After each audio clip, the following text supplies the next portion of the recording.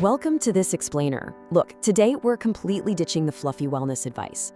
Instead, we are going to look at our bodies and our minds through a really fascinating lens, treating them like high-performance machines. We're diving straight into the hard biological data to see if we can permanently solve a mechanical failure that way too many of us are familiar with: burnout. It's kind of a crazy, counterintuitive question when you really think about it. Why do ambitious professionals constantly redline their biological hardware with massive hits of cortisol and sugar before their systems are even fully online? I mean, I'm definitely guilty of this too. You would absolutely never cold start a high-performance racing engine and just immediately floor it, right? Yet millions of us do exactly that to our own physiology every single morning.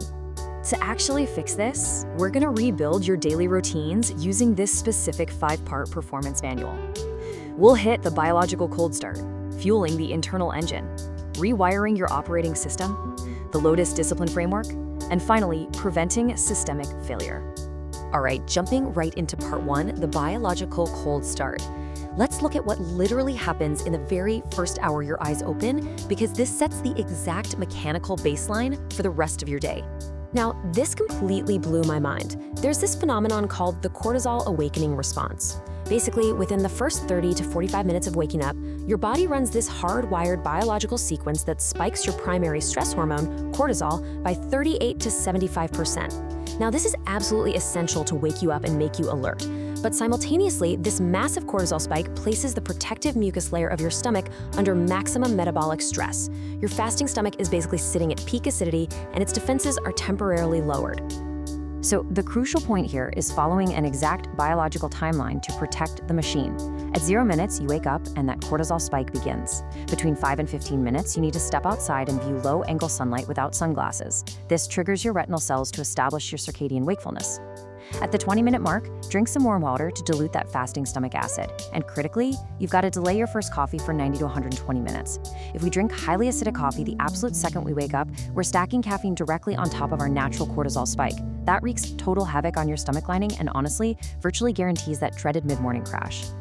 Moving right along to part 2, fueling the internal engine. Once you've safely navigated that morning cold start, that fasting stomach is waiting for some very precise nutrients. Did you know your internal engine is actually powered by 38 trillion, trillion with a T, microbial cells? That is a literal 1-to-1 ratio with your human cells. We are basically half microbial. And after an 8-hour sleep overnight, they are completely starved. They are desperately waiting for you to feed them. And this brilliantly illustrates why that early fuel matters so much. Get this. Up to 95% of your body's serotonin, which is the neurotransmitter totally responsible for your mood, focus, and mental clarity, is not even produced in your brain. It's produced by enterochromaffin cells right in your gut. This proves that your mental clarity, your mood, and your ability to stave off burnout are directly engineered by your gastrointestinal health. To optimize all this machinery, our morning fuel needs to be super strategic. You start with warm water to wake up your digestive tract. Next, you want some prebiotic soluble fiber, like whole oats, to really feed your good bacteria. Follow that up with 25 to 40 grams of complete protein, like eggs, for muscle synthesis. And finally, throw in some fermented foods, like plain Greek yogurt, which is proven to remodel your microbiome and lower systemic inflammation. Okay, part 3, rewiring your operating system. The hardware is fueled up, so now let's talk software and look at the actual neuroscience of how we reprogram our habits. This is a stark biological reality, and honestly, a little terrifying. Research suggests that by age 35, up to 95% of who we are is running on a subconscious, automated program.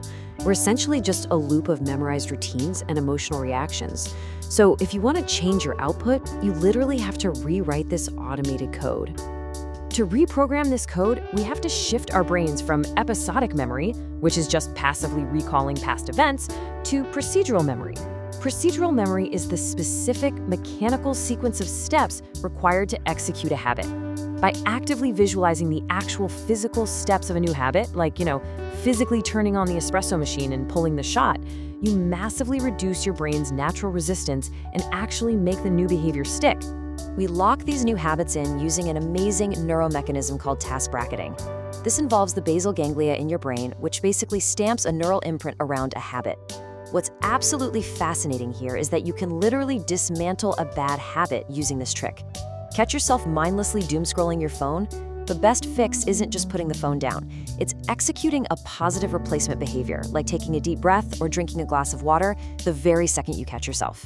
You're literally hijacking the bad habits neural pathway and directly linking it to a good one. Which perfectly brings us to part 4, the Lotus discipline framework. This is where we automate the action.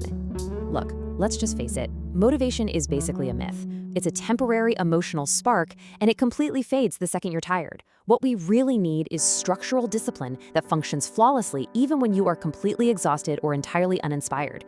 Think of it like a lotus flower growing perfectly clean out of chaotic, muddy water. Your discipline needs to rise above your environment and run like a well-oiled engine, regardless of whatever conditions are happening outside. You're going to execute this through 4 sequential steps. Step 1 is rooting, heavily controlling your physical environment to completely remove temptations before they even happen. Second is the stem, applying a rapid 5-second countdown to stop your brain from overthinking and force immediate action. Third is blooming, committing to strict, time-blocked deep work where all notifications are just completely eliminated.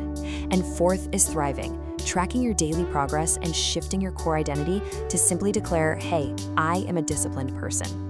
Finally, part 5, preventing systemic failure. Because what actually happens when we ignore this entire blueprint? Well, when you continuously ignore your circadian biology and constantly load yourself with chronic stress, you create a complete systemic failure. Wellness culture softly calls this burnout, right? But biologically speaking, it is autonomic immobilization. It's a total mechanical shutdown. Cortisol stacking is literally redlining a cold engine. Gut dysbiosis is pouring contaminated fuel into the tank. Run the machine like this for long enough, and it just seizes up. Dr. Joe Dispenza absolutely hit the nail on the head here regarding the psychological danger of chronic stress. If you allow the refractory period of an emotional reaction, say staying angry for days over a single work email, to just linger, it becomes a mood. If it lasts for months, it becomes your temperament. And if it lasts for years, it traps you in a predictable, diseased personality trait. Your past literally becomes your future. To prevent this massive shutdown, we have to install serious daily maintenance protocols. We've got to aggressively shorten those emotional refractory periods so stress doesn't linger. We need to clear out those stress hormones with 30 to 60 minutes of steady zone 2 cardio. We should restrict our eating to a 10-hour circadian window to give our metabolism a real break. And we must enforce incredibly strict boundaries on our workflow. When you boil this entire explainer down, it really just comes down to one simple engineering formula.